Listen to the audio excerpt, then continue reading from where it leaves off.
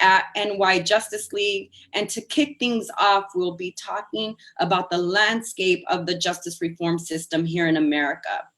And so segment one is Justice Reform in America. I'd like to welcome my sister, Lateefah Simon, president of the Aquanati Foundation and the 2003 MacArthur Fellow.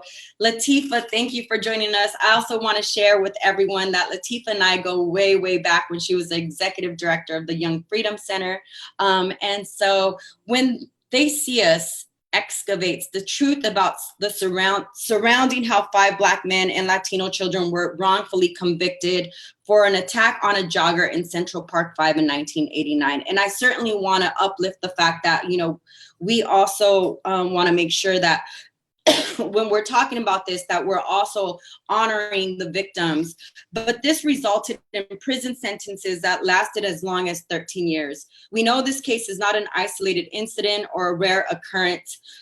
Our criminal justice system is stacked against people of color, especially young people of color, beginning with the moment they come into contact with law enforcement.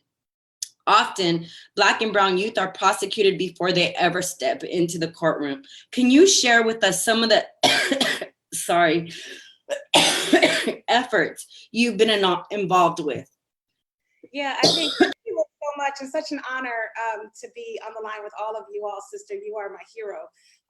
I'm 42, but I started organizing on the streets and in jails when I was on probation at the age of 16 and 17, and I worked at the Center for Young Women's Development as an organizer, and then as the executive director at 19. 26 years later, we're still fighting the same fights all over the country. Young women, you know, in the mid-90s were being arrested and charged with crimes that were not crimes. They were simply street children in the midst of the crack war trying to survive. And what we knew and what we saw as young women running our own organization was that very few people were coming for us. Very few people were coming to our aid. What I learned in working with my sisters in the courtroom was there was no judge. There was no jury. Oftentimes there was a probation officer who would send them upstairs into a cage at the age of 15, 16 to 17 for participating in the drug trade, the low-level drug trade, might I say, and or being prostituted. They were put in cages, and then the next morning, oftentimes without their parents, stood in front of judges with an attorney that they never met. And in 7 minutes, no jury, oftentimes were given a decision that affected the rest of their lives. Today, and what I'm so humbled to be a part of this conversation today, across the country and counties across the country, justice is not being delivered to either victims or young people. I have watched and also walked hundreds of young people out of jails and prisons, understanding that justice wasn't served based on their incarceration. Real justice looks so much different. It means jobs, it means healing. We know all of this, but the way forward is, which I'm sure the conversation we're gonna have tonight, is to convince district attorneys that caging babies, whether guilty or innocent, it doesn't provide healing for victim or what we call offender, but which is really the child. Ava's movie and the life of these young men have showed us that the justice system has failed. Thank you. Thank you so much for that. And I know you've been doing this work for quite some time. What are some of the challenges that you feel have presented themselves? And then where have you seen justice reform go, right? I know you said you're in your 40s, very similar to myself. And so we've been here before, right? But I know that we're having a very different conversation, especially when Barack Obama went to a prison.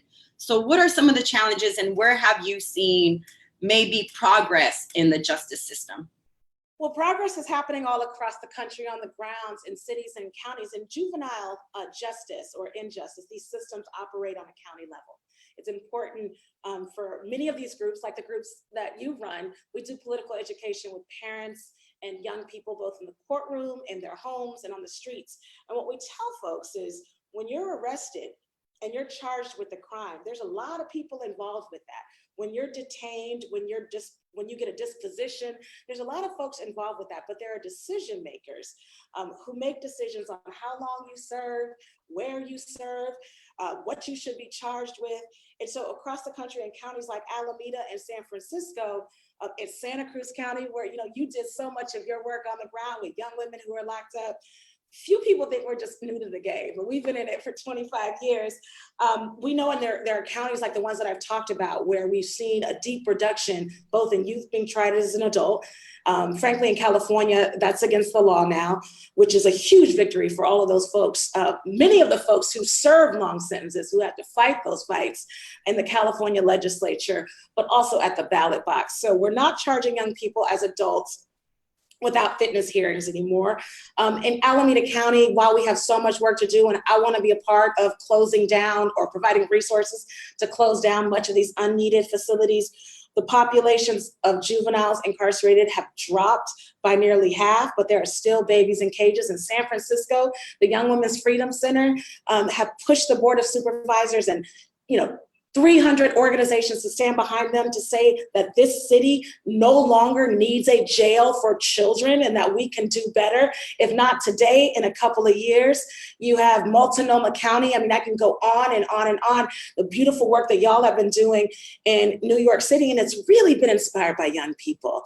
It's really been inspired by, young attorneys who stood with these children and watched them being carried away to camps where there's no healing. It's really been by victims of crime who said, I lost my child, and sending this child away for the rest of their lives doesn't bring back my child. If he gets out in 25 years and does it again, we need a new system. So the fact that criminal justice and juvenile justice, much because of the culture shifters like Ava and yourself and other folks, have brought these issues to the forefront and not just in the shadows. We're seeing policy change. We're seeing these cases, not in the larger issues being litigated in courtrooms. And there is a nomenclature that we need to free our children from all sources and all forms of criminalization. So we ain't all free yet, but I think we're getting there.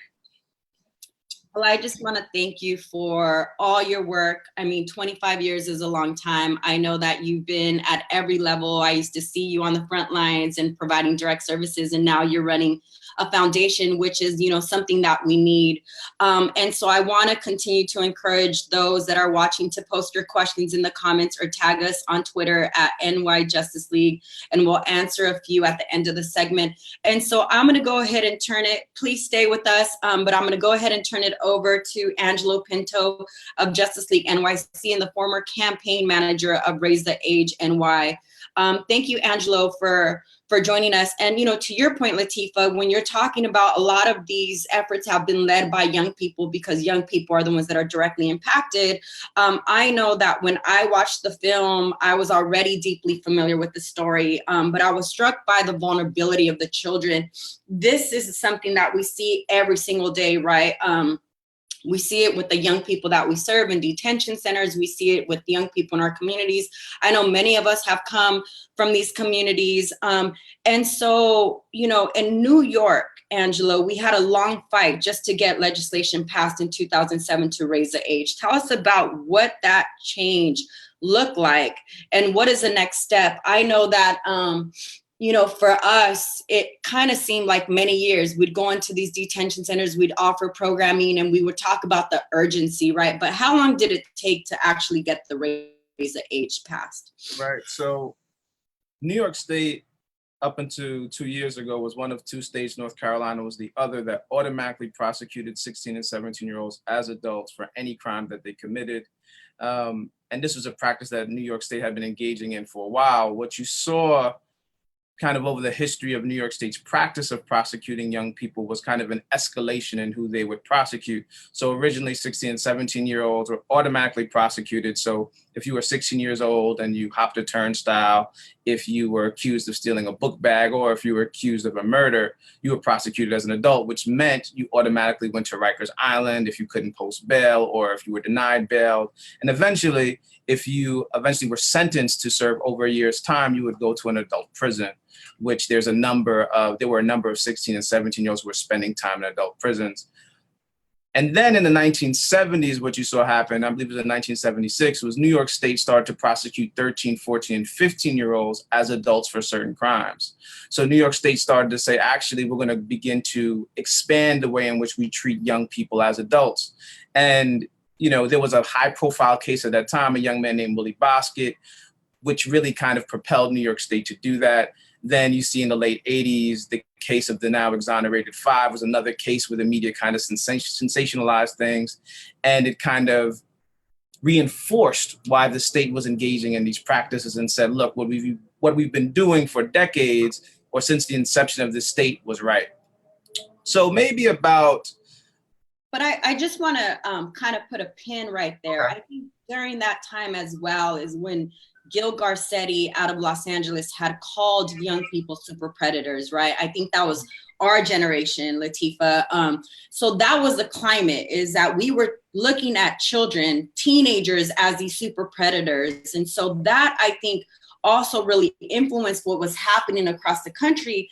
But it wasn't just New York State, but it's also North Carolina, right? That is still automatically prosecuting young people as adults, right? 16-year-olds as adults. And I mean, the other piece is that there are a lot of states that automatically prosecute young people at 17, right? So there's a lot of work that still needs to be done around the prosecution of 17-year-olds as adults. But New York State, like every state, still prosecutes some young people as adults for certain crimes.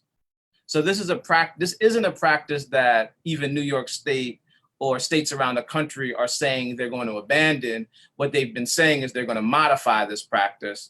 And what we know is that modification, by and large, is not going to impact the many Black and brown young children who are still prosecuted as adults. I think the big piece during the course of the Raise the Age campaign that I would always say to folks is that Raise the Age was the tip of the iceberg. While it was called one of the most historic criminal justice reforms in the state, and it was, and it still is, it was really the tip of the iceberg. So much more criminal justice reform and youth justice reform needs to happen. And we really need to, from my perspective, we really need to start taking a more comprehensive approach at how we transform the criminal justice landscape. And for me, you know, kind of standalone single pieces of legislation just isn't enough to begin to confront 30 years of a war on drugs and just the war on Black and brown families before that, and kind of that's been going on since the inception of this country. So we need to take a real, from my perspective, a more proactive and radical approach to transforming the criminal justice landscape and pushing for legislation. And also, I think, understanding that legislation alone certainly won't be enough.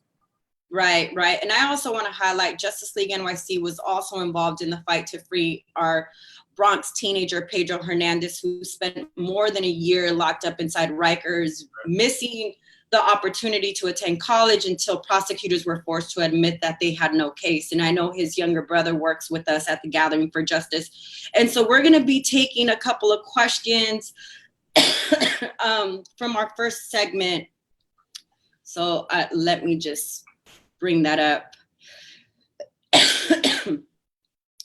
So Jackie Burns from Facebook says, how do we educate people about their rights? I'll talk about, again, it's a 20-year-old project that we started at the Young Women's Freedom Center. But juvenile justice rights, first of all, unfortunately, Black and brown young people, while we're supposed to have inalienable rights, those rights are hardly realized. For years and years, we were at the Center for Young Women's Development, Young Women's Freedom Center, doing works on the streets with young men and young women, telling them about their rights. You have the right to ask a police officer why you're being detained. And we would come back the next day, and that young person said, when I exerted my rights, I was slammed into the wall. I was brutally beaten. I was called a nigger. It's important for young people to know their rights, and every organization, like the ones on the line, are doing real powerful work, and I'm sure there's some websites we can talk about. But we got a lawyer, Rebecca Evanson, to help us write essentially a book called No Justice, KNOW, and we from arrest to disposition, we wanted parents and young people and victims, who are oftentimes also the ones being accused, to understand what their rights were throughout the process. We can fight for our rights, but it's important to know, until we're humanized, we don't really realize those rights. But the organizations who are represented here, we all have really great resources and we should share them.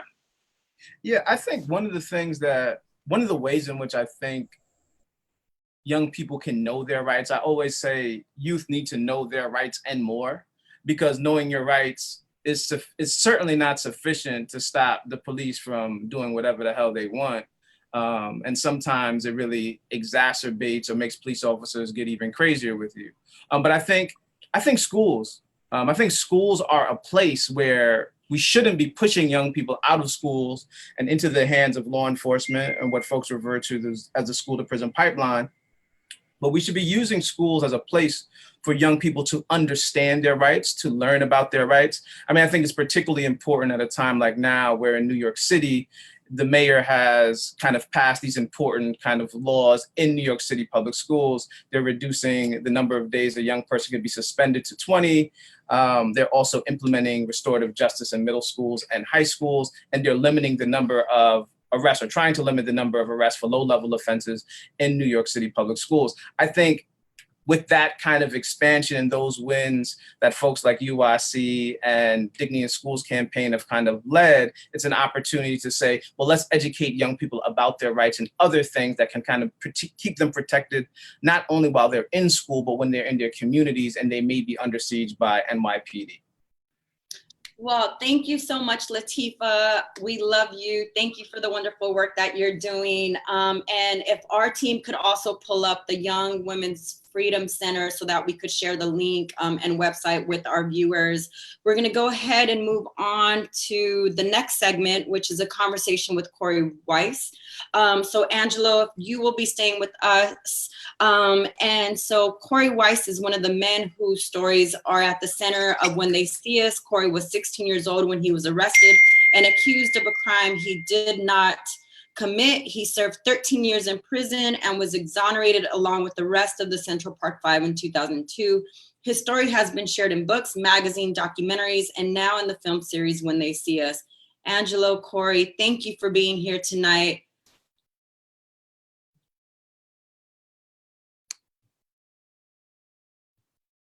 Right into it. The first, wait 1 second. Yeah, because we can't see ourselves.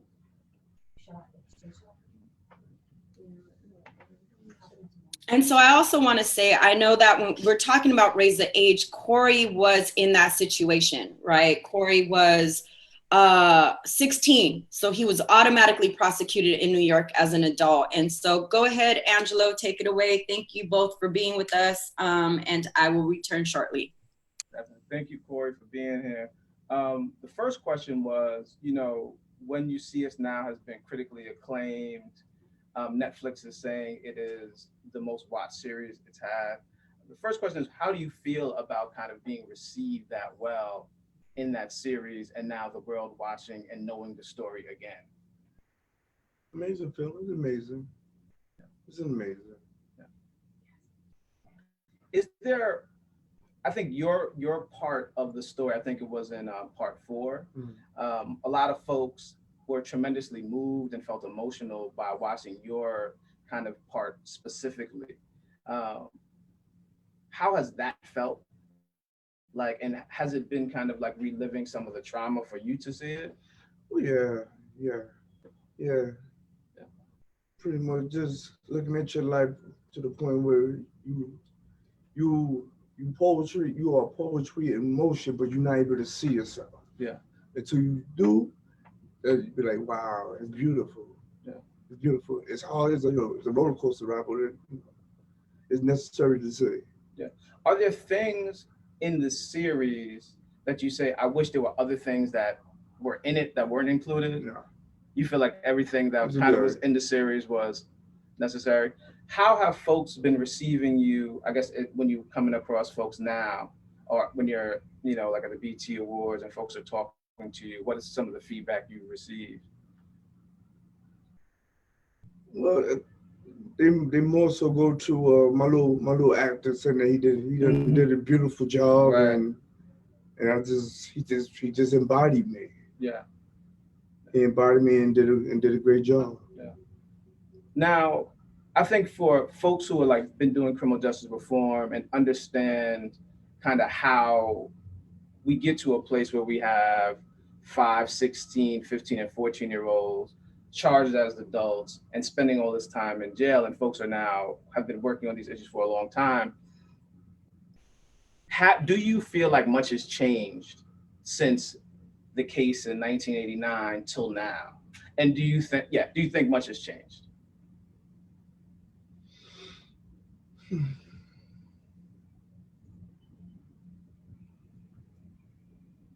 To some degree. To some degree. Due to the changing of period, the people, people moving, people coming in. I would say that. Yeah. Compared to if anything, I found myself watching the news and something may pop up that may be done with it. Right. Totally different, Yeah, I'll say about 50-50. Right. So some things have changed, certainly have. Yeah. If you don't mind, when you think back on your time being incarcerated over a decade's time, did you come across and encounter a lot of other young people who were in similar situations as you, who were either 16 or came in at 16 or 17 years old? Well, me, pretty much growing up in the system, and I think it was coming from Pataki at the same time. But me coming up in the system, I began to see a lot of young kids coming through the system. Right. I said, wow. So, I'm pretty much around that time, I'm pretty much an old head if I was there, looking at the babies coming through. Right then, they just bringing juveniles up in here now. Yeah. So other than that. So during your time inside, you felt like it increased. Yeah. The number of 16 and 17-year-olds coming into the system. Right. Yeah. And do you feel like they experienced similar things to you? Like as time progressed, or do you think things changed? Like because it was so many 16 and 17-year-olds coming into the system, their experience was different? Do I think their experience is different? Yeah. Yeah. And in what ways would you say? Because there's been too much attention dealing with this case as it is. So the system don't want to repeat. Yeah. So they're trying to learn from that as it is. So they don't want to repeat. Yeah. One of the things folks are also talking about, I think, after watching the series is like the role the media played in the case. And, I think folks generally can look at the criminal justice system and say there are things about the system that are flawed, and there are things about the system that are broken, and some folks may say it's working just right. What role do you think the media played in helping kind of the state get a conviction and demonizing all of y'all as well? It's the devil's advocate, that's all. Yeah. This is devil's advocate. That's all. Because once the media jump on there and they just jump on it like a pack of hyenas, they just jump on there, and whoever they jumping on, they in the system, and the media just still go on with it. So the media's bananas. Yeah. Do you think if the media responded differently? But they can't. And why do you say that? Because they have bills to make. Right. They want that gossip. Yeah. They boss want that gossip. It's like looking at Spider-Man. His boss want that gossip. Right. Don't come in here without the gossip. Yeah. So Yeah. Gossip sell. Right. When you first got sentenced and then first went to state prison, did you feel at any point like maybe all hope was lost? Did that occur to you, or were you always saying there's going to be hope, there's light at the end of the tunnel, there's a way out of this? There's no such thing as those words. Because once you're in there, you just playing to survive. That's all. Yeah. It's a survival game. It's just a survival game. If you're strong, God bless you. If you're not, you go to perish. So it's just a survival game. Is there anything that you'd want to share with folks that you haven't been able to share about the experience, or even about how you feel now after when you see us having the kind of success it's had? or even thinking about young people who may find themselves in a similar situation, is there anything you'd like to share or thoughts you have about, any of those things? One, the blueprint's there. The Netflix series, the drama series, the blueprint is there. Outside of that, me being out and about actually louder words. So I'm in a phase. Right. Whether I want to answer their questions or not, I'm in a phase. But like I said, when they see it, that's a blueprint to the hood. It's a blueprint. It's not it's not a whole bunch of people talking, right. documentary. Right. It's just something to check out, get into, and you just find yourself just looking at yourself. And I don't know, and folks who watch the series, what else, if it wasn't included, would you say kept you going while you were incarcerated?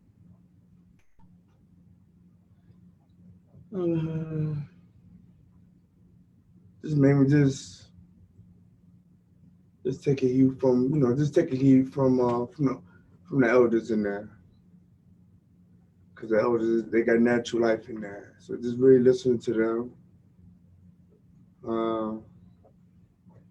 Pretty much just listening to them. Pretty much just being their little jailhouse son or what have you. Just listening to them. Right. So basically the ways in which folks were able to create family inside. Right. I had a question here. How do we donate to your particular work at the Innocence Project? I know you've been doing some work with them and have started a little project. We're out in Colorado. Yeah. Because the only reason why I was out there, because my law team, they live out there. But it has nothing to do with New York City Innocence Project, no. Gotcha. It's out in Colorado. And what are they doing for folks who may not know exactly what the Innocence Project is doing? In Colorado? Yeah. No, they're just helping pretty much help those who can't come out the system. They can't afford bail or nothing. Trying to help them out, assist them. Assist them, like I said, those who can't afford bail. And without them being really locked up in their little system out there, try to get them out on bail if they can. Because some of them can't, some young minds, they just can't do it. The system, they hang up in the system. That's how strong it is. So I'm quite sure my people that's working in the Innocent Project in Colorado, we're just quite sure they try to help them out, get them out, help their parents, help their family out. Definitely.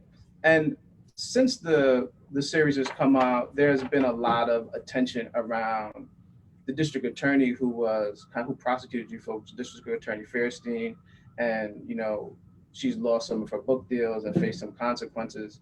And Justice League and other folks are asking for the cases that she oversaw during that time to be opened up so folks could take a look at it and see if she did the same thing to others, right? If others were potentially mistreated. Miscarriage of justice. Yes. How do you feel about that? And how do you feel about the attention and the consequences she has now experienced? And how do you feel about also the opening up of her cases? It'd be great if that happens, but like I said, chicken's coming home to roost. It's coming back.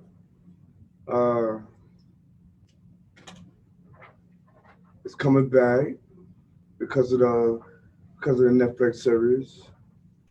I don't be trying to put no energy behind it, put no energy or words behind it, but I'm just glad that because of the series, it's because it's causing heat.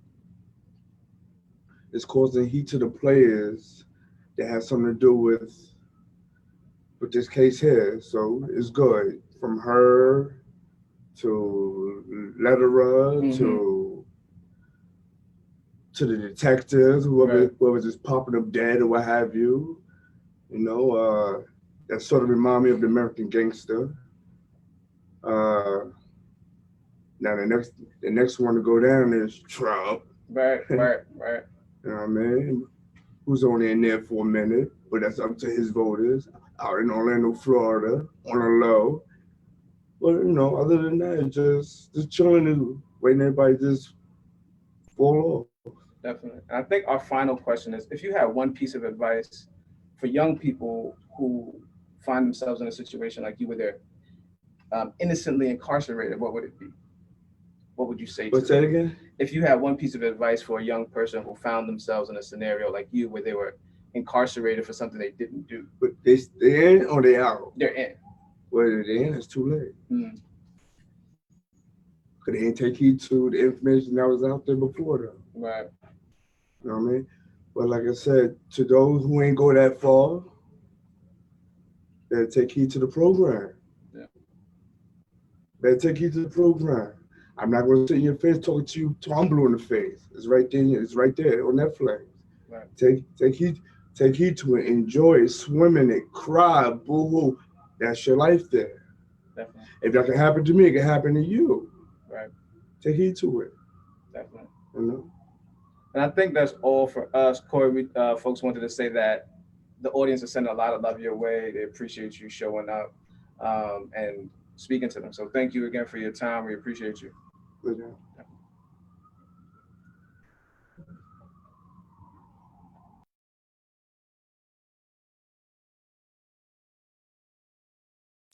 Thank you, Angelo, and thank you, Korey, for the courage you have in sharing your story and for being with us tonight. You know, I look forward to continuing to build with you. And so now, next, I'm excited to introduce our panel of experts for a discussion changing the system from within. So it's called Let's Talk Systems.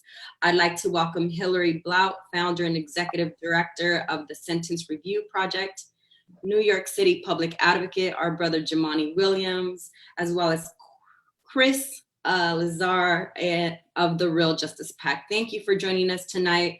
So I'm going to start with you, Hillary. The power of prosecutors and prosecutor elections have come under national attention thanks to when they see us, district attorneys yield an extraordinary amount. There's a lot of DA. I should just like abbreviate this stuff, but DA yields an extraordinary amount of power in shaping our criminal justice system and the outcomes for Black and brown people in the justice system. Hillary, can you tell us a little bit about why you founded the Sentence Review Project and what have you accomplished since then? But I also want to take us a little deeper. What has your experience been, right, being in the court when it comes to DAs? What is the role of the DA? And then if we could then talk about the work that you're doing. Sure. Thank you. And thank you so much for having me on this incredible, panelists. It varies, right? The role of the prosecutor varies. Technically, on paper, it's supposed to be upholding the Constitution. It's supposed to be protecting the rights of victims and also protecting the constitutional rights of defendants. It's supposed to be about holding people accountable when they break the law. And ultimately, it's about making sure our community is safe. I think the problem is that different prosecutors interpret that differently, right? Some people think that safety is about throwing people away for the rest of their lives. And other prosecutors, as we've seen recently, are doing things differently. All of the attention that has come about in the last couple of years has been just so incredible to shine a light on what you just said, which is, what is the role of the prosecutor? And I think a lot of people didn't even know. I've talked to so many people that said, do we actually elect the prosecutor? I thought that was a person that was appointed. And also when you talk to people and you can see how the decisions that prosecutors are making really do weave into all of our lives. And so it's the prosecutor that's going to decide whether to charge a case or not. The prosecutor decides whether to charge a felony or a misdemeanor. The prosecutor decides if the person's going to go to prison or some other type of alternative. So it's the prosecutor has so much incredible power that they are supposed to be holding with care. And a lot of times that's just not what's happening unfortunately in the courtroom. So my organization is called the Sentence Review Project. It's called For the People. It's a project called Sentence Review Project. And I came to this work as a former prosecutor. I didn't really intend to become a prosecutor. I thought I was going to be a public defender, based on, you know, how I grew up and what I saw as a kid. I thought I was going to definitely be on the front lines as a defense attorney. But when I started to learn even back then, you know, over a decade ago, about the power of prosecutors, I thought that, you know, if anybody's going to be out there holding people accountable, at least if I'm there, I could do it with some integrity and some compassion. Unfortunately, even though I worked with you know, in one of the first progressive prosecuting offices in the country, you know, the culture was, you know, beyond entrenched. And the law was the law, and the people coming in and out of the criminal justice system were Black and brown. So as much as I wanted to focus on, you know, crimes against women and crimes against children, along the way I had to prosecute cases that I'm not proud of. So, you know, I did think when I was there that I was kind of one of the good guys, and, you know, I thought, well, I come from the hood, so I'm not making any mistakes. And it, you know, and it really wasn't until I started working on reform and working with, you know, movement leaders and community activists that I really started to get the fuller picture of how, you know, short-sighted I was. And so working in California for the last 5 years, I've been working with folks that are trying to get their lives back on track since they've come out of incarceration and have convictions on their record, helping people to remove those felonies and misdemeanors from their record. But the real turning point was going into prisons and seeing how many people that were there that just simply didn't need to be there. You know, and then when you couple that with how much we spend to incarcerate people in this country, you know, you just start to, all these questions just start coming about, you know, what are we doing? So the organization that I founded is my approach to work with prosecutors across the country to help them understand how their actions really have been part of the problem. I start with myself. I admit that I made mistakes along the way. I'm definitely not, you know, kind of in these forums, sort of patting myself on the back. I'm really in these forums to say, I understand why the culture may have you doing things a certain way, but that it behooves all prosecutors to really understand the collateral damage that's happening from these daily decisions. And so I work with them, help them to understand that, and then right at that same moment, equip them with tools and resources so that they can be part of the solution. So that's the work that I do. And I think later in the segment, we'll be talking about some of the solutions, and I'd love to be able to talk a little bit about a law here in California, which is sort of the first attempt to give prosecutors a tool to do the right thing. Thank you. Thank you. And for those of you who are watching, please remember to post your questions in the comments or tag us on Twitter at NY Justice League. And so I think that's a great segue into, I mean, first of all, I just want to thank you for the work and for you leading that charge. I think one of the things that I often talk about is I'm Carmen, and I think I forgot to say that in the beginning, but Carmen Perez, I'm the executive director of the Gathering for Justice. But I also came from working at probation, doing system accountability from within the system. And what I also remember is that in Santa Cruz, we were #1 in the nation on restorative justice. Yet our neighboring county, Monterey, was a very punitive county. I didn't understand how a neighboring county could be so just one block away, be incentivized for failing. And so I'm going to transition into, you know, our public advocate, because it's important to, you know, to understand that part of it is also electing progressive DAs. There has been a wave of reform in progressive prosecutors, like the election in Queens, Tiffany Caban, Larry Krasner out of Philadelphia, and Kim Fox in Chicago, who have run on a platform that is counter to the tough on crime narratives that have long gotten prosecutors elected. And again, it reminds me a lot of, you know, where we were 25 years ago. In Brooklyn, District Attorney Eric Gonzalez has announced a Justice 2020 package, which aims to reduce incarceration by considering non-jail resolutions at every juncture of a case, promoting early release in most parole proceedings and prioritizing collaboration with neighborhood organizations. So Chris, if you could please tell us, sorry, I was going to jump into Jumaane, but I'm going back to Chris. Could you please tell us about how Real Justice PAC has been supporting progressive candidates for DA and some of the victories you all have had? Yeah, well, first off, thank you for having me on. I really appreciate it. It's an awesome talk and something that's much needed. Yeah, with Real Justice, I mean, we're working with prosecutors or DAs or state's attorneys, however you want to call them in your state, who are reform-minded, specifically around this issue. You know, we are looking for our district attorneys, our candidates to endorse a few things around juvenile justice.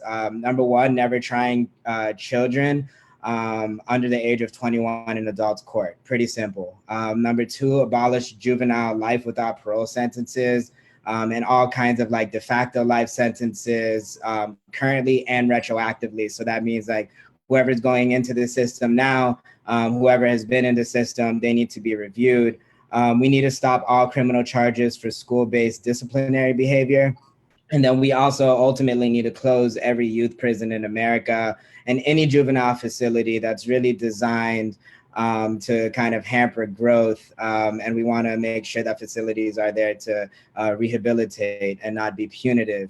And so, you know, candidates like Tiffany Caban, Larry Krasner, Kim Fox, I mean, the list goes on, Rachel Rollins, Wes Val, I mean, these are all folks who look at the criminal justice system in a completely different way than any prosecutor who have been traditionally trained.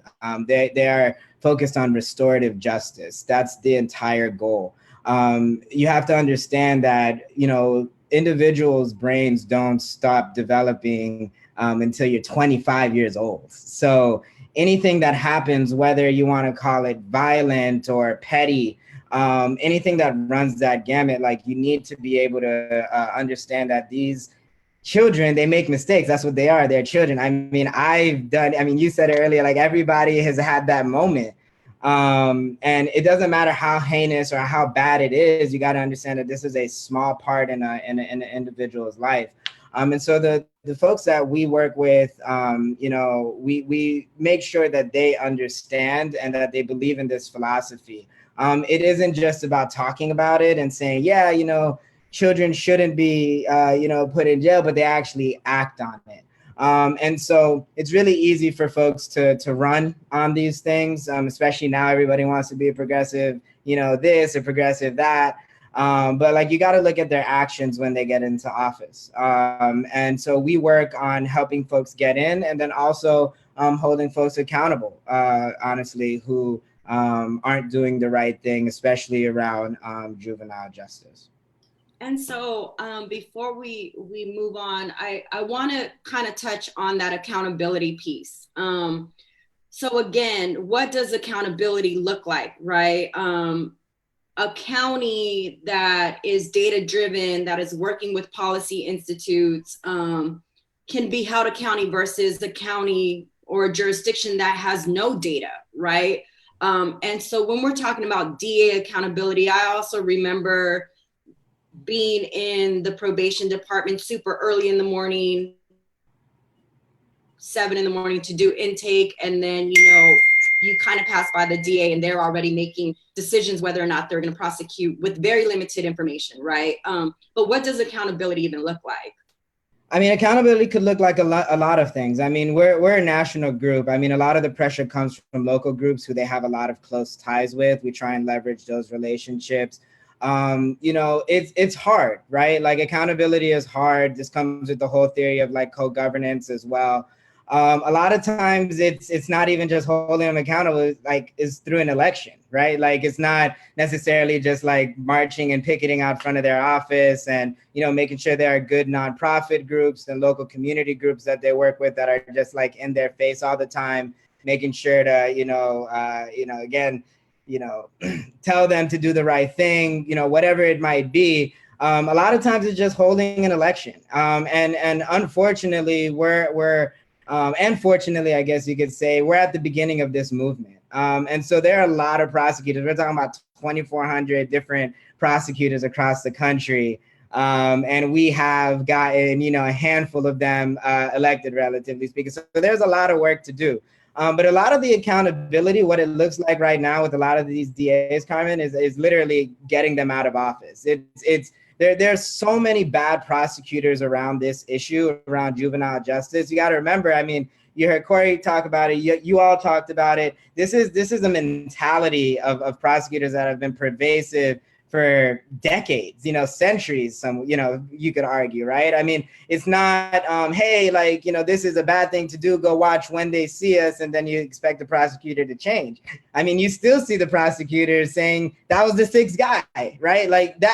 Even with overwhelming evidence in their face, prosecutors and DAs and state's attorneys aren't really moving the way that we need them to move. So accountability could look like a lot of things. I mean, to be perfectly honest with you, I think what we all need to be worried about right now is accountability through the electoral process. And that's what we're focused on as a PAC. Thank you so much, Chris. And I think this segues perfectly into you, my brother, Jumaane, especially because you are holding, you're leading the charge to call on the Manhattan DA to reopen the cases handled by Linda Fairstein and Elizabeth Lederer, the prosecutors who demonstrated the racial bias in the Central Park 5. And so if you could please tell us some of the efforts. I mean, you've been on the front lines on justice reform for many, many years. You've marched with us. You've gotten arrested with us. You've actually led us to get arrested. There's just so much work that you've done. And so I want you to kind of tell us about the efforts on reopening the Fairstein cases. Peace, Carmen. Thanks so much for having me and being on this panel. I apologize. I know my lighting is not as it should be. I did want to just go back a little because there was something that you said, if I can adjust slightly, you said that a lot of the changes in DA are because people are no longer running on being tougher on crime. And I think people actually are running on being tougher on crime. It's just no longer tougher on crime being locking up as many Black and brown people as humanly possible. So that shift on what tough on crime is has always been known, because when the violence, in particular in communities, were of a lighter hue, the response to that was a lot different. When the same things are going on in a darker community with a little bit more melanin in their skin, tough on crime then becomes immensely about how many bodies can we put into the criminal justice system. So I'm proud that that narrative, at least in some places, is starting to change. And I'm grateful that voters are starting to respond to what public safety means and what public safety does not mean. Because oftentimes it was the voters, and sometimes in our same neighborhoods, that were conditioned to believe that public safety was equatable to police, and public safety was equatable to DAs locking up Black and brown bodies. And that's slowly beginning to unravel, and I hope it continues. So shout out to everybody on here who's starting to change that narrative. When it comes to this particular case, I just want to shout out to Korey Wise. I've seen him for so many times, National Action Network. I never knew that brother's a superhero to me right now, based on what I see that he experienced. Here, we have a DA in Manhattan, Cy Vance, who ran on quote unquote being progressive, who ran on all the things that people say when they go to a Black church and want to get elected. And there had been some things that look positive, but here we have some things that we thought were basic to ask. One was the firing of Elizabeth Lederer, and the other one, which was a simpler of the two, to be honest. I thought we might get some pushback on the firing, it may take some time, but asking that he simply look at and review the cases of Linda Fairstein, especially those where there was no DNA evidence from the advent of that technology. That seemed to me to be the simplest of the things that could be asked. And, I thank Justice League. I know Tamika will be on shortly. I thank the Arc of Justice, Kirsten, John Foy, and many others who joined in that. And he simply said no. And what he said is, I just want to make sure I get it right, I do not intend to take either action at this time. And then he had the nerve to say in his letter, his response to me, like all responsible prosecutors, we embrace our duty to pursue fairness and truth wherever that may lead us. And that seems to be a little bit of salt in the wound. But it's remarkable to me that we now have to mount a campaign And we now have to use precious energy to simply ask this man to review cases. And I said then that this is what happens when they see us, because it's just remarkable that not just this movie, which has brought it back to light, but the documentary of Ken Burns, the stories of the families and the boys themselves. We all know what happened. And so this is what happened when the system continues to try to protect itself. And it's just unfortunate. So you bring up a really great, I think for me, when I hear that, right, that, you know, that he's not interested, they're not interested in opening the cases, reopening the cases. So I think I want to throw it back to you, Hillary, and to Chris, like, then what does that accountability look like, right? What would your organization, Hillary, what type of conversations would you have with that Manhattan DA around, you know, some of the injustices that have been done in our communities? And also, Chris, I know, you know, there are so many models that you shared with us, but would there be an opportunity for collaboration, right? Even from this town hall, to really dig deeper about what does it look like from a former DA perspective, and then an organizational perspective of coming together to have these conversations with these DAs. You know, I mean, I think that, you know, part of the work that I'm doing is I know that Chris talked about the way that we hold prosecutors accountable is really at the ballot box, right? It's the hiring and the firing of who we want to be our elected prosecutor, and that really, it is true. That is the ultimate weapon, right? Is to get them to be accountable. You know, part of the approach that I've been taking with my work is that because there are 2,400 prosecutors and we've got 40 some odd progressive prosecutors in place, that what are we doing with all of the other prosecutors that are currently in power? You know, are there any other prosecutors that may not self-identify as being progressive, but that they do want to do good things, or they can see, they're reading the news, right? They're seeing what's happening. They understand that there's elections that are coming, and so they're going to want to hurry up and try to, you know, answer the question about what they're doing around mass incarceration.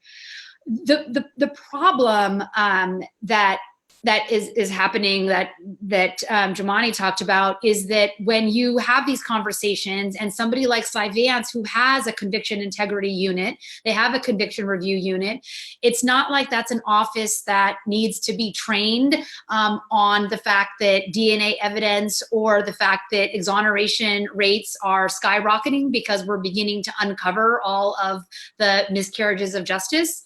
So, you know, it doesn't even seem like there's a conversation, unfortunately, to be had with, you know, with Cy Vance at this point.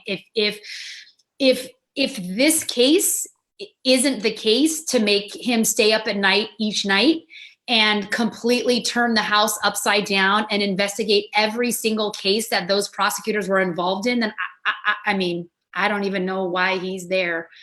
So, I mean, and you know, you hear stories, right? But to have something displayed so effortlessly to understand, you know, you don't have to make these mental leaps to see how corrupt that case was. And so for the elected leader to not want to open up those cases, there's no conversation I could have with him, that's for sure. Thank you. Thank you. Did you have anything to add, Chris? We also have a question from some of our viewers, and so I agree. I mean, there's really no conversation to have with Cy Vance, particularly around this. If he sees this case and he's like, I'm still not gonna review her cases, especially to see how this particular case was handled. I mean, that's why, again, it's you know, a lot of these DAs traditionally haven't got a lot of challengers, so they feel that they could just continue to keep their head down, and if they ignore it enough, that it'll go away. Obviously, the environment is changing around this, and so for us, again, like it's elections. Like, we got to find progressive prosecutors, defense attorneys, people like that who understand how bad this system is and challenge these prosecutors. Awesome. So we have a question from Kevin Jr. Swanson. What do you have to say to those that believe that reform is not enough, that actual transformation, change cannot come from within the current system, and that we do not have the time to continue to reform the system, that it is by design and it is meant to be punitive and authoritarian?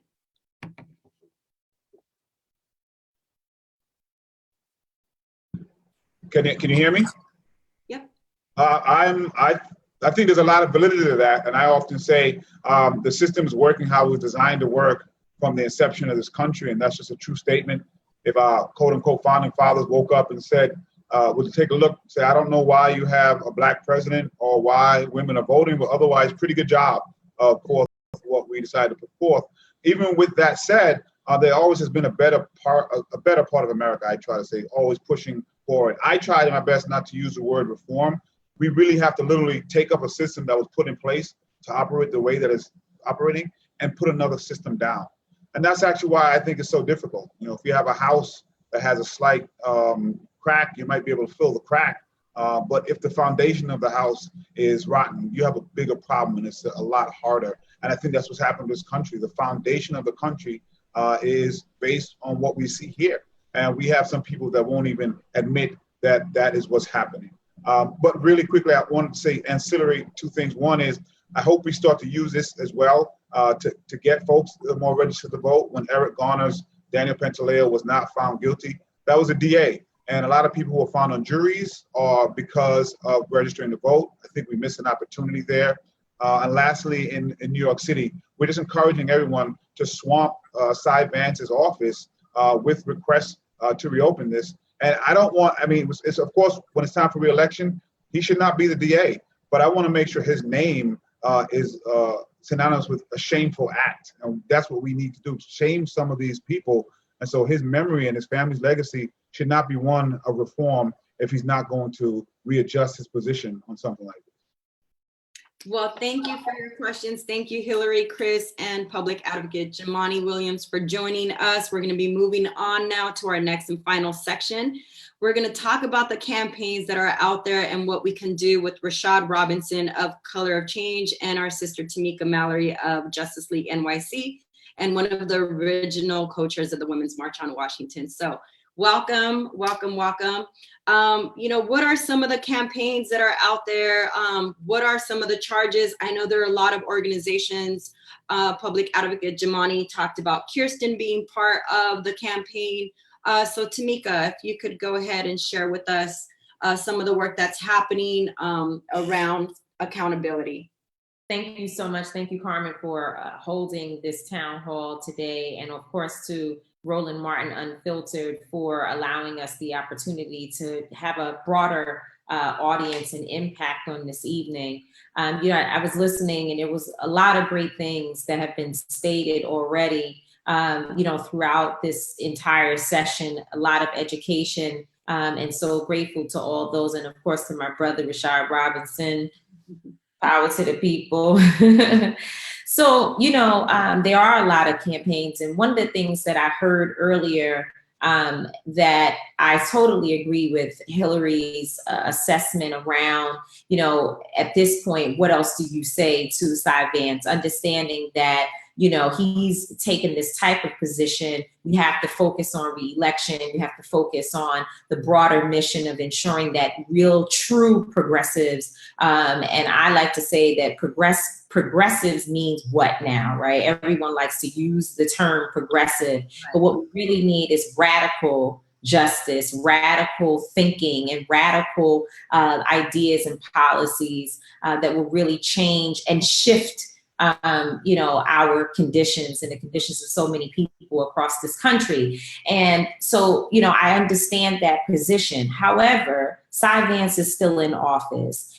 And I think we have to just be clear about how movements begin and what will move people from a hard no to having to really deal with us and to do what it is that we are demanding. When I think about Dr. King and the struggle that he was in for the Voting Rights Act, what we know is that he was basically told by Lyndon B. Johnson that he was not going to work on the, he wouldn't sign the Voting Rights Act. He would have nothing to do with it. But because of the people who were on the ground, the fact that they went to Selma and chose to take a route that they knew people would actually be killed for walking across that bridge, and continuing to put the spotlight and awareness on it by using their own bodies in a form of nonviolence, although much violence was inflicted upon them. That is how we went from a hard no to having the Voting Rights Act signed. And so I want people to think about that as we look at this situation. It's not going to be quick and swift. It is going to take time to be able to get, because, folks who have decided that Black and brown people don't matter, they don't believe that we have the power, and they believe that we're going to go away after a while, that, we'll get upset, we'll huff and puff, maybe a few rallies, and then we're gone. But in this situation, we have a reason to be 10 toes down on the ground, continuing to focus on a strategy that really just pushes Cy Vance. The last thing I'll say, and then, come back later, is that Mark Thompson, one of our dear brothers, Reverend Mark Thompson, he was at the debate. He was in the press pool at the end of the debate, the second debate, where Kamala Harris and Senator Kamala Harris, and others, Joe Biden and all those who participated in the second debate.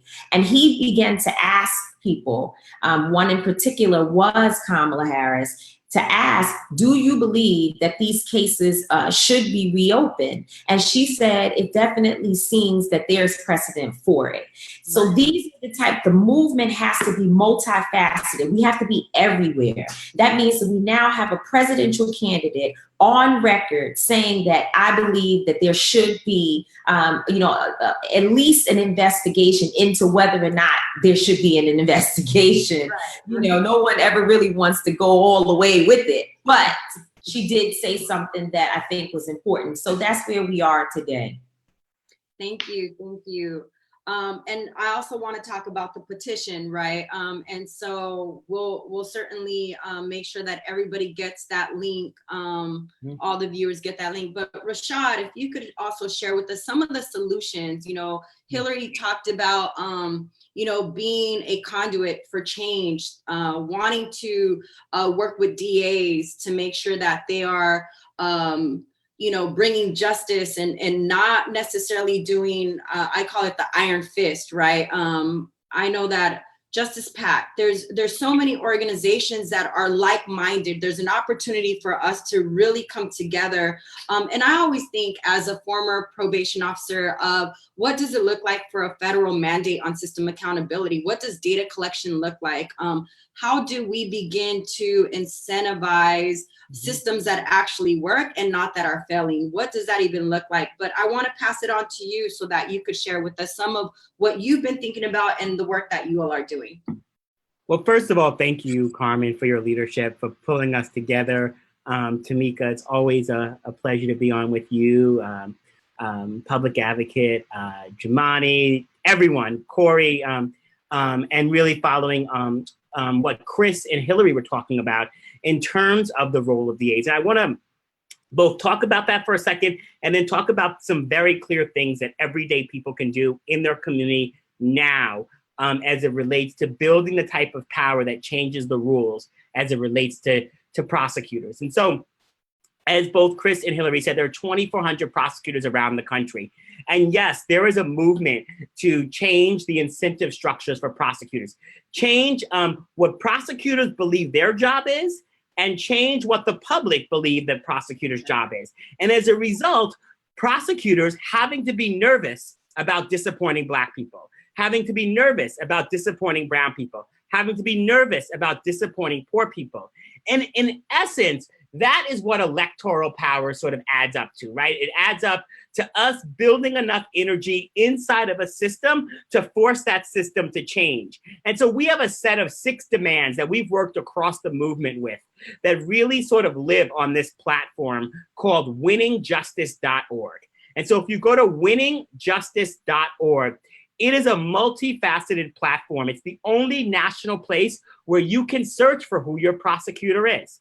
And then you can find out information on your prosecutor. You can also look up the various demands, and those demands are not just sort of color of change demands.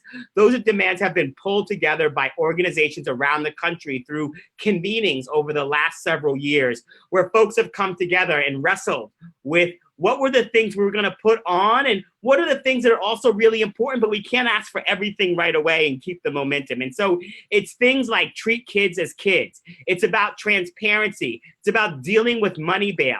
It's about a set of policies that are litmus tests, right? That if these prosecutors can't pass this bar, then they don't deserve our support. One of the great things, and really a lot of praise needs to go to the brilliant leader, Ava DuVernay. She's creative, she's a genius in that regard, but she's also an advocate. And Ava was very clear through this process that she wanted to make sure that people could take action. And so she worked with us, and we worked with Netflix to create a microsite that was able to translate people from having that anger, that passion, that energy to actual action. And so if you go to winningjustice.org and you put a backslash and you put WTSU, so for like when they see us, so backslash WTSU, you'll be taken to a whole set of current actions that really relate to the themes in the movie, from juvenile justice issues in local communities to some of the campaigns around holding some of the folks who were the principals in the movie, the people who were behind it all. But I want to zoom out quickly and just simply say that that's about elections. That's about getting what we can get inside of the sort of 40 and 60 yard line. But that's not enough, right? Prosecutors, the incentive structures for prosecutors, even the best prosecutors, are flawed. Prosecutors have way too much power, period, even the best ones. Prosecutors have laws about prosecuting for things that they shouldn't have to prosecute for. And so it shouldn't be the thing where Larry Krasner says, I'm not prosecuting these marijuana cases. It shouldn't be a question about whether or not he prosecutes the marijuana cases. And our movement shouldn't have to like rapidly engage every election cycle in hopes in each place that we get someone that's going to defy some of these like laws in order to like actually make sure communities are both safe and just. And so we have to work to change the laws. And that's the difference between reform and transformation. We have to fundamentally change the way the system operates. And that means getting the profiteers out of the justice system. This is not just about private prisons. It's about at every phase in the system. Someone is profiting off of it, and that means that someone is lobbying off of it. Someone's job depends on more Black and brown bodies being behind bars. From the bail system, where the insurance companies behind bail have a $2.5 billion industry. Oftentimes when you think about bail, you think about those local bail bonds that are outside of the courts. And but actually they're all backed by major insurance companies. And so an example of that is Bankers Insurance. If you go to Bankers Insurance's website, they say nothing about backing the bail bond industry. They have information about insuring people's homes in Florida from floods, but actually they make more money off the bail industry. There are about 10 companies that account for over $1 billion off of the bail industry. And if any one of us thinks that they're gonna go down lightly, that we can change bail reform without them scrapping and fighting to make sure that they keep their kids' college education funds and their beach houses, then I have a bridge in Brooklyn to sell you. Because quite frankly, we have, and this is why it comes down to building power. And so part of what we're trying to do, both as it relates to the bail industry, as it relates to prosecutors' offices, is at times, yes, we need to pass new laws to deal with harm reduction. Yes, we need to change the rules as they exist now. but that has to be a step on the way of transforming the incentive structures for how all of this stuff works. And so join us at the When They See Us sort of website. So go to winningjustice.org. You can text the word color to 225568. That's the word color to 225568. And then if you go to colorofchange.org, there's a whole host of petitions that we've partnered with The Gathering and with other groups on in terms of Linda Fairstein and all of those. And those are ways to take this outrage to action, right? Every single day. The final thing I'll say and turn it back over to my friends about Winning Justice platform is that there's a great video on there. It's an animated video that Carmen does the voice for. And it really describes all the ways that prosecutors trap people. It's really just great. It's slick. So if there are people in your life who like don't quite get it, you could send them this video and they can then quickly sort of see all the ways, and it's animated. It has like, it really walks people through it in a really clear way. I know for folks who have joined us tonight, they may have a lot more information on this issue, but how do you sort of get someone in your life who may have seen the movie and wants to know more so they can talk about it? This video is a great way. And then finally, there's a way to create a squad in your community. And squads are being created all around the country that are working with us to hold DAs accountable. And from there, we work with people to develop action plans and to develop the type of work. So these prosecutors recognize that the work that's happening in Philadelphia, the election that just happened in Queens, the DA, the new DA in Chicago and many other places, that could happen in their community next. We are building a movement that will force folks to either be nervous about disappointing us or wish they had been. And that is what translating the presence of this issue, the presence of this moment into the actual power to change the rules. Thank you. Thank you. I think that was, we were inspired by the conversations that were happening just with regular folks, right, to host this town hall. And so thank you for allowing us to kind of get an idea of how people could get involved. And so I know that we're going to be wrapping up. And so thank you both for joining us. I want to give folks the opportunity to also kind of give some last words and also take it back to you, Tamika, if you could kind of share with us what is going to be happening next here. I know we did have a conversation with Color of Change a couple days ago, and there are a lot of things that are happening. And so thank you both again for giving us entry points, right? For people who are interested in getting involved, to channel that anger that everybody felt after watching the 4 segments. And how can we hold our DAs accountable? How could we understand, to I think your and Hillary's point, Rashad, most of us in our communities don't know who our DAs are, right? It's until we enter the system, and we all have a family member, we all have personally probably entered the system. We all know that it impacts us, particularly Black, brown, and poor people. And so thank you for raising that. I really appreciate it. I know that we have shared the website winningjustice.org. But Tamika, if you could share with us some of the next steps that we all are taking in order to continue this fight. I want to start off in my closing by just trying to help people frame sort of what is happening here. There's been this sort of this narrative that we can't use a movie, a film, as a reason to reopen cases, that this is a film, it's fictional. I've been working with the Central Park 5, now the Exonerated 5, for a long time. The majority of them I consider to be brothers. And when I called, right after watching this film, I called both Jumaane and Yusef Salaam and said, I think we need to have the Linda Fairstein cases reopen so that we can find our brothers and sisters and siblings who may be locked up across the state of New York under the same exact framing and prosecutorial misconduct. What we know is that this is not new. The information in this film is not new to us. We've been knowing this. We've seen this over and over again. And in fact, Ken Burns has a documentary out that people can go and research right now to learn about this case from multiple perspectives, but the information is the same. And as Rashad said, we also know that Ava, and the way in which she puts this creative piece together, is just giving us an opportunity to really digest it and to understand what these men went through, what these young boys who are now men have gone through.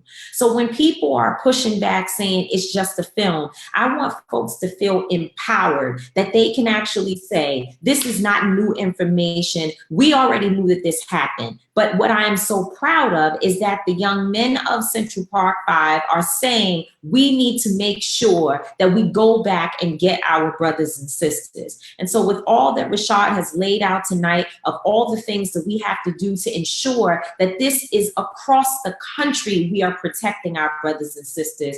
But we know here in New York City, this particular prosecutor has other cases that we have looked at. We've already found at least one case that we are sure that there was prosecutorial misconduct very similar.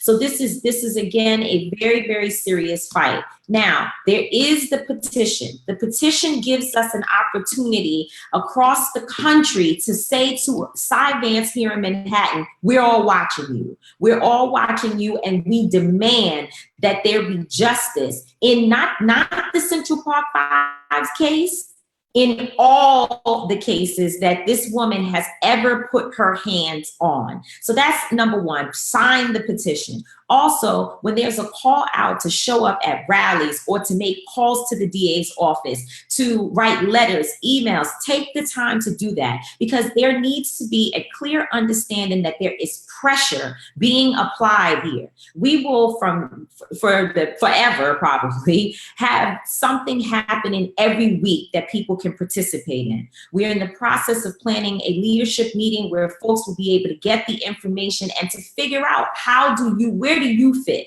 What is your role? What do you do best? Do you have a legal committee that you can be a part of, to help us with some of the research? And organizers and clergy can also have a role. Especially if you're in Manhattan, you need to make sure that Cy Vance does not show up at your church without asking him, why are you not holding Linda Fairstein accountable? So there's a lot that people can get involved in. I hope that folks have really taken heed to all the different steps and the places that they can fit in, and just know that you as one person sitting at your home right now have the ability to join this fight. This is not a fight for the rich. It's not a fight for people who are above your head, for academics. This is a fight for everyday people, and we need your support, because this is for our brothers and sisters and siblings who, we need to protect and go back and get them.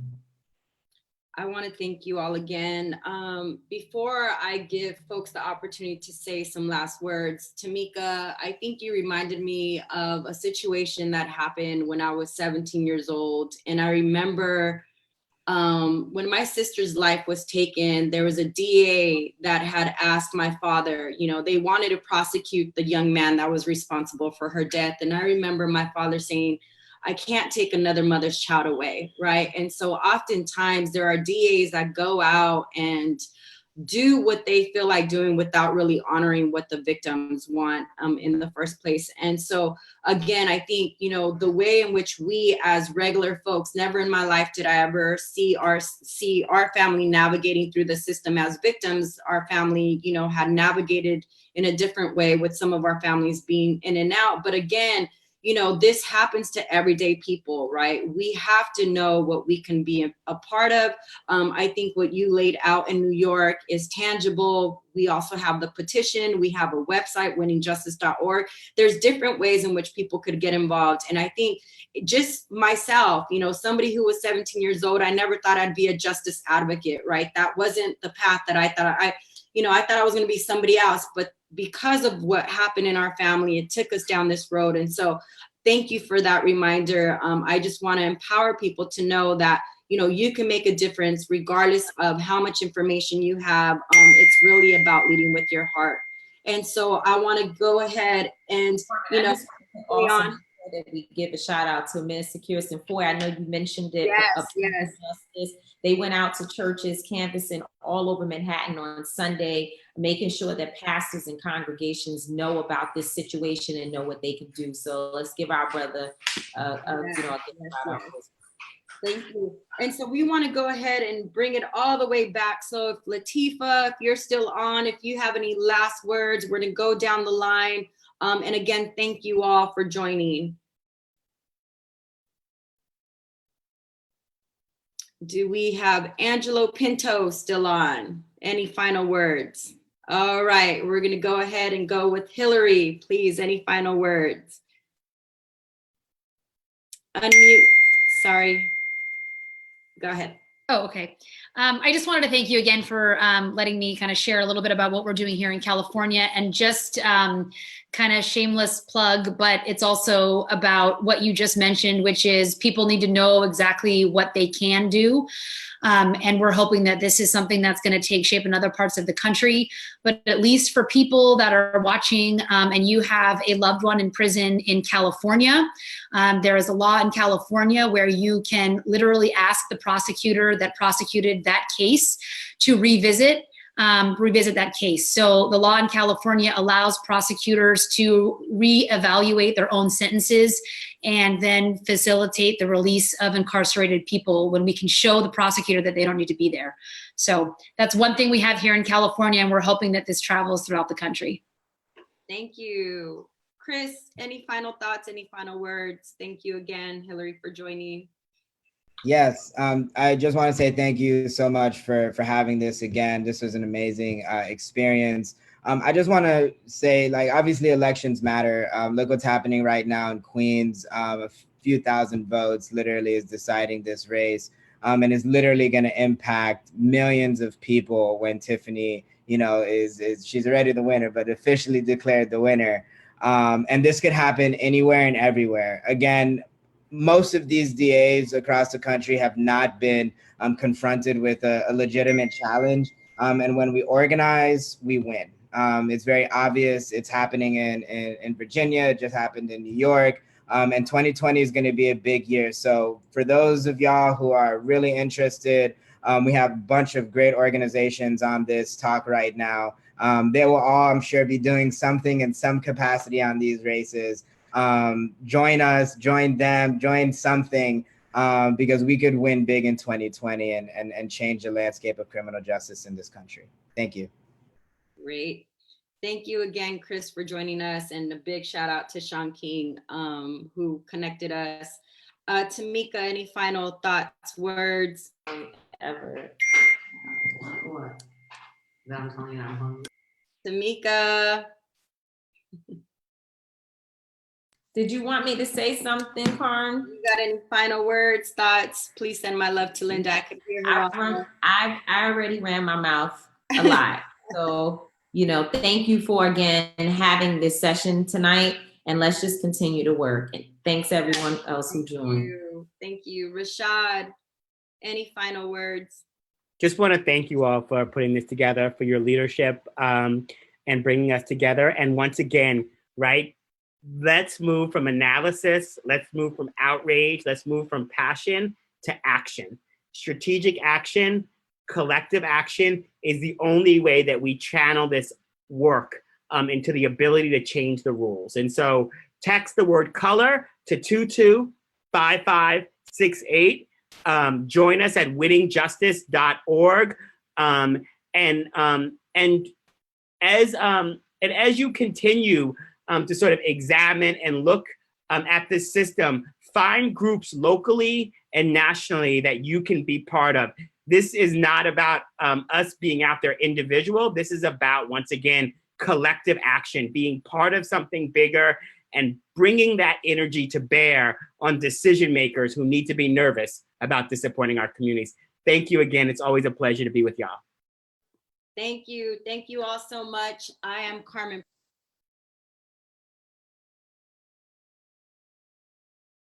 Am I unmuted? Okay.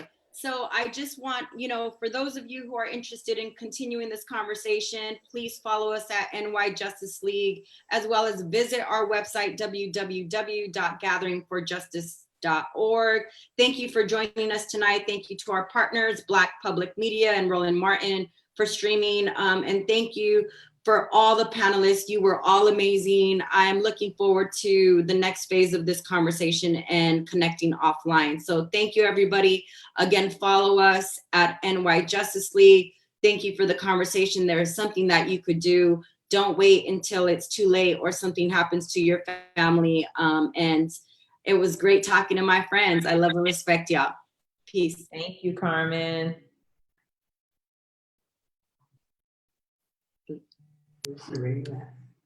Oh, we can screenshot it because the live is gonna go live. Can you be quiet, Linda?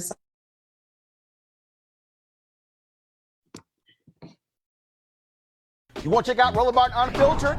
YouTube.com/Roland S. Martin. And subscribe to our YouTube channel. There's only one daily digital show out here that keeps it black and keep it real. It's Roland Martin Unfiltered. See that name right there? Roland Martin Unfiltered. Like, share, and subscribe to our YouTube channel. That's YouTube.com/Roland S. Martin. And don't forget to turn on your notifications so when we go live, you'll know it. You want to support Roland Martin Unfiltered? Be sure to join our Bring the Funk fan club. Every dollar that you give to us supports our daily digital show. There's only one daily digital show out here that keeps it black and keep it real. It's Roland Martin Unfiltered. Support the Roland Martin Unfiltered daily digital show by going to RolandMartinUnfiltered.com. Our goal is to get 20,000 of our fans contributing $50 each for the whole year. You can make this possible. RolandMartinUnfiltered.com. Hey everybody, this is Sherry Shepherd. You're watching Roland Martin Unfiltered, and while he's doing Unfiltered, I'm practicing the wobble. Yes, I am. Because Roland Martin's the one, he will do it backwards, he will do it on the side. He messes everybody up when he gets into the wobble, because he doesn't know how to do it, so he does it backwards. And it messes me up every single time. So I'm working on it. You got Roland Martin. Hi, my name is Latoya Luckett, and you're watching Roland Martin Unfiltered. What's going on, everybody? It's your boy Mac Wilds, and you are watching Roland Martin Unfiltered. What's up, y'all? It's Ryan Destiny, and you're watching Roland Martin Unfiltered. What up, Lana Well, and you are watching Roland Martin Unfiltered.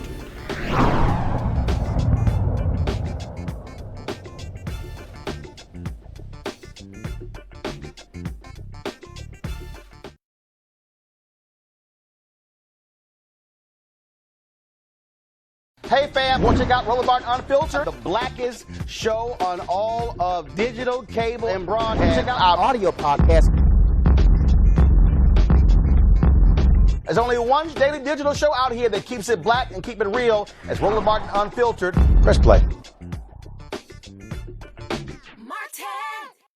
Hey fam, I want you to like, share, and subscribe to our YouTube channel, youtube.com/Roland S. Martin. And don't forget to turn on your notifications.